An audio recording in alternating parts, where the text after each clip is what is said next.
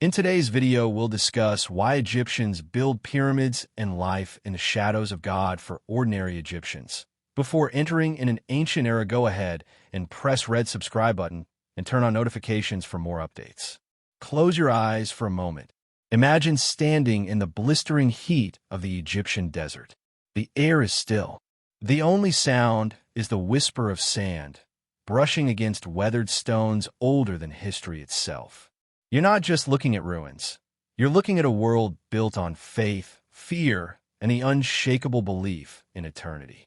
A world that treated death not as the end, but as the beginning of something far greater. But here's what most people don't realize. The story of Egypt isn't just about pyramids or gold-covered tombs. It's about a belief system so powerful, it shaped every single decision, from the birth of a child to the burial of a king. It's about gods who weren't just worshipped, they were obeyed, feared, loved, sometimes all at once. So why did the Egyptians give their entire lives to a religion focused on the dead? Why did they fear the afterlife more than death itself? And what can their obsession with the soul teach us, right now, about our own lives, our legacies, and what we choose to believe? You're about to enter a world that doesn't just challenge your understanding of history. It challenges how you see life and what happens next. Let's step down from the throne, down the palace steps, past the temple courtyards, through the carved stone gates, into the heartbeat of ancient Egypt, the village. Here, there are no crowns, no gold, no sacred rituals, but there's life, real, grounded, beautiful life. And perhaps more than any god or king, this is what kept Egypt alive for over 3,000 years. The average Egyptian was not a slave, nor a servant, nor a forgotten laborer. They were farmers, scribes, merchants, fishermen, potters, soldiers, and healers. They lived close to the Nile, in mud brick homes, sleeping under that same vast desert sky that looked down on the pyramids. Life was hard, yes, but it was also rhythmic, spiritual, and meaningful. Because here's the thing. Egyptians didn't separate the sacred from the everyday. They believed the gods were present in everything. When you baked bread, you honored the grain goddess, Renenutit. When your cow gave birth, Hathor smiled upon you. Even sweeping your floor or nursing your baby could be considered a sacred act. Their world was not divided into church and state like ours. It was all one thing, Ma'at, balance, order, harmony. To violate, that was to invite chaos, Isfit, into your life. And so, they lived in a kind of psychological contract. If I honor the gods will honor me. It wasn't fear, it was faith. Now let's talk about one of the most powerful tools in Egypt, the pen. Well, technically a reed brush, because literacy was rare but powerful. Scribes were the educated elite. They could write, record, and preserve. They created contracts, medical records, religious texts, and poetry. Some are sons of nobles. Others, the sons of commoners, given access to temple schools through talent. Becoming a scribe was like becoming immortal. Your words outlived you. Your thoughts became part of the great river of time. And many of these scribes became more powerful than warriors. Because as the Egyptians understood, a blade can cut a man, but a word can shape a kingdom. Now let's make it personal. Love poems, yes, real romantic verse, were popular in the New Kingdom. Heartfelt, tender, even flirtatious. My heart flutters hastily when I think of my love for you, one reads. My life depends on hearing your voice. These weren't just arranged marriages for function. Egyptians felt deeply. They married for love. Women had the right to divorce, to own property, to inherit land. A wife could even sue her husband for mistreatment. In a world where most ancient societies silenced women, Egypt let them speak. And that matters, because it means Egyptian identity wasn't just shaped by kings. It was shaped by mothers, daughters, wives, workers, children, by everyone. Sickness was seen as a spiritual and physical imbalance. So healing came through both science and spells. A doctor might set your broken arm, then chant to drive out the demon causing the pain. And it worked. Why? Because they believed in it. Modern studies show that belief, placebo or not, can change our biology. Ancient Egyptians didn't just treat symptoms. They treated the soul. Imagine a society where healing the spirit was as important as healing the body. Now ask yourself, have we evolved or just forgotten? Here's the deepest truth. The average Egyptian lived a life more connected to purpose than most of us do today.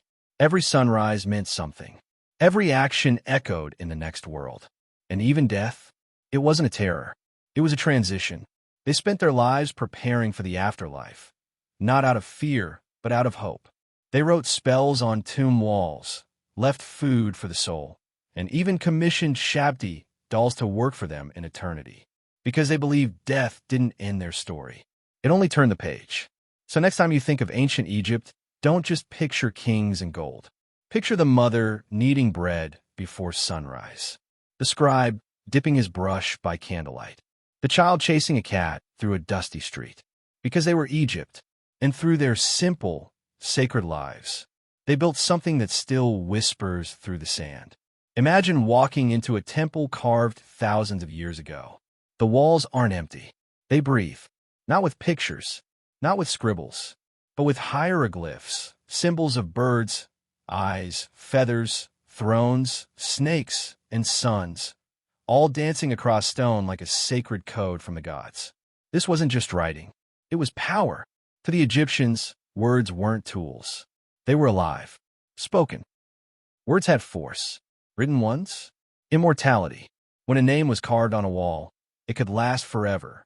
As long as it was read, remembered, and honored, that person still existed. And that's why erasing a name was the ultimate punishment. The word hieroglyph means sacred carvings. And they were exactly that. Used in religious texts, tomb inscriptions, royal decrees, and monumental art. These symbols weren't read like sentences. They were decoded like spells. Some stood for sounds, others for whole ideas, some for objects, and others for concepts so profound they had no direct translation. Imagine trying to translate eternity, truth, or divine will into a single icon. That's the magic of hieroglyphs. They weren't just what Egyptians said. They were how they saw the world. A world where life and afterlife blurred, where gods walked among men, where the past was alive in the present, and all of it could be written. But for centuries, the language of ancient Egypt was lost. After Egypt fell to Rome, then Byzantium, then Islam, hieroglyphs faded. By the 5th century AD, no one remembered how to read them. The temples stood. The pyramids remained. The tombs still whispered. But we had no ears to hear them. Until 1799. That's when French soldiers digging near Rosetta discovered a black basalt slab. On it were 3 scripts: Greek, Demotic, and, yes, hieroglyphic. This was the Rosetta Stone. It took 23 years of obsession, genius, and grinding labor. But in 1822, Jean-François Champollion cracked the code. And suddenly, the past spoke. Pharaohs told their stories. Priests shared their spells. Workers left graffiti in hidden corners of the Valley of Kings. Egypt wasn't silent anymore. It had a voice. With the hieroglyphs decoded, we didn't just find poetry and prayers. We found medical manuals describing surgeries, prescriptions, even mental health diagnoses, legal records, court cases. To be forgotten was to die a second death. Property disputes and marriages, love letters, tender notes scratched on potsherds, work orders for pyramid construction and temple repairs, student mistakes, schoolboys practicing glyphs with adorable errors. It was like finding not just the Bible of a civilization, but also its group chats, diaries, shopping lists, and memes. This is what most people don't understand. Egypt's greatness wasn't just its architecture. It was its literacy, its devotion to recording, remembering, and writing down life. But here's the heartbreak. After centuries of conquests, Egypt began to forget itself. The Arabic language took over. Greek and Roman culture diluted native traditions. The old gods faded into myth. And slowly, Egyptians forgot they were heirs to this world. They walked past the temples and tombs like strangers, not knowing the stories were theirs, until scholars unlocked the hieroglyphs, and suddenly, identity returned. And this is the real power of language. It's not just communication. It's continuity. It's how people know who they were, how they remember where they came from, and how they rebuild what was lost. So why does this matter today? Because we live in a world that's always rushing forward.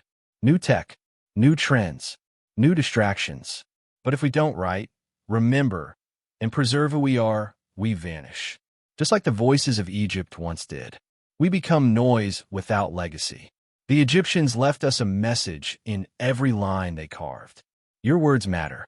Your name matters. Your story matters. And if you, because we live in a world that's always rushing forward. New tech, new trends, new distractions. But if we don't write, remember, and preserve who we are, we vanish. Just like the voices of Egypt once did.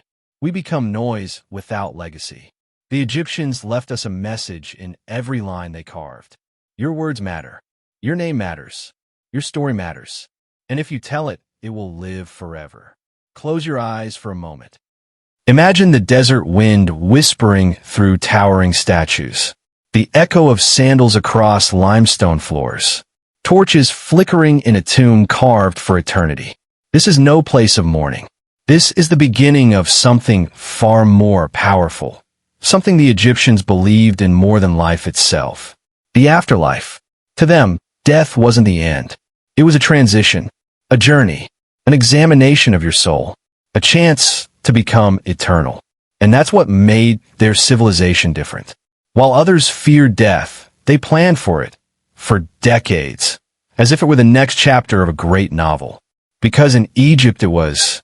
The ancient Egyptians believed that life was a test, a preparation ground for the real existence beyond. Every action, every word, every decision was a seed you planted for your next life. And so they lived deliberately. They worked to maintain Ma'at, the sacred balance of truth, justice, and order. Because when you died, you'd have to prove your soul was in harmony with that balance. It wasn't about punishment. It was about alignment. Were you selfish or selfless? Did you lie, cheat, steal, or did you protect the weak, respect the gods, honor your word? Your heart remembered everything, and that heart would face the most terrifying, sacred trial of all. Imagine standing before the god of the dead, Osiris, in a hall of judgment.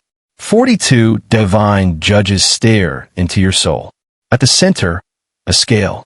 On one side, your heart, the seat of your thoughts, memories, and morals. On the other, a feather, the feather of Ma'at, representing truth. If your heart was lighter than the feather, you passed. You entered the field of reeds, a mirror of life, only perfect, endless harvests, love, reunited, joy eternal. But if your heart was heavy with sin, you were devoured by Amit, the soul eater. Not tortured, not punished. You were simply erased, gone, forever. No Afterlife, no memory, no legacy. That was the real Egyptian hell, being forgotten. Now you understand why the Egyptians built pyramids, why they filled tombs with scrolls, tools, furniture, games, pets, even food. They weren't burying treasure. They were packing for a journey. Their bodies were wrapped, organs placed in sacred jars, names chanted in ritual, all to ensure they made it safely into the next world. And the tomb walls? They weren't just decoration. They were maps, guides through the underworld. Every spell, every hymn, every symbol carved on those walls was a step in the journey. A mistake could trap you in the dark forever. But the right words? They could resurrect you. To the Egyptians, death wasn't something to dread. It was a return. You returned to your ancestors, to your divine self, to Osiris, the first mummy, the resurrected king. And just like him, you too could be reborn. The soul had 5 parts, not one. The Ka, your life force. The Ba, your personality. The Yak, your transformed spirit. The Run, your name. And the Shut, your shadow. All had to be protected and reunited for the soul to live again. It wasn't just a belief system. It was a technology of immortality. and they practiced it with stunning precision. So the question is what it means for us. So why does this ancient belief still matter today? Because we live in a world obsessed with youth and terrified of death. But the Egyptians offer something more mature, more meaningful. They remind us, you're not just a body.